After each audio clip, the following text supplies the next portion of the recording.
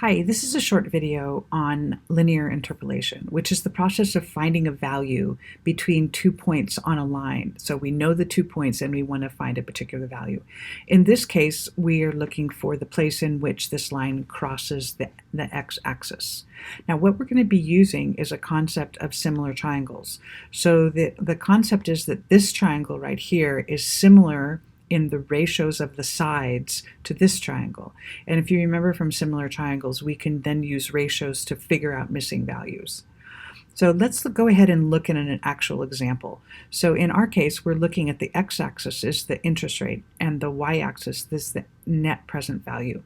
So we have 2 points when we're doing a trial and error calculation, and we found that at 5% we have a $250 net present value, and at 8% we have a minus $100 net present value. So what we want to find is the place here in which the interest rate is, the net present value is 0.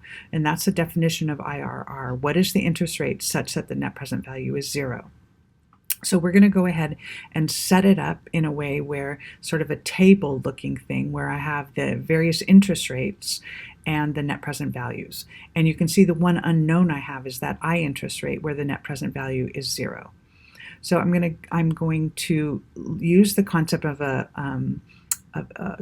similar triangles by first looking at this one, and I'm going to look at this side, which is the 250 minus 0, and I'm going to look at this side, which is 5 minus the I value I don't know.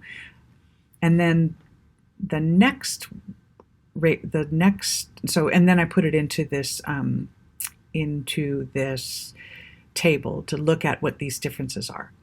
Then we're going to look at the other triangle. We're going to look at this distance, which is the 250 minus a minus 100 or 350, and this distance, which is 5 to 8% or minus 3%.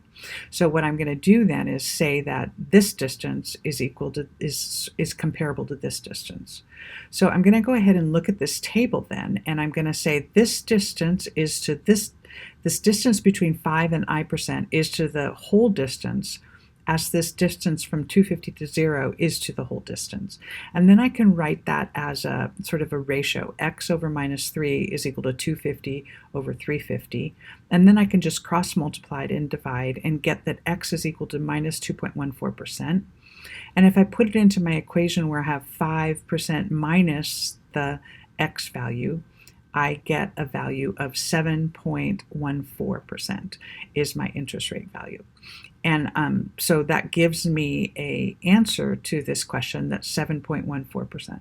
So if I go back to my chart here, I have the value that I just found where that intercept is at 7.14%, which means the internal rate of return is 7.14%.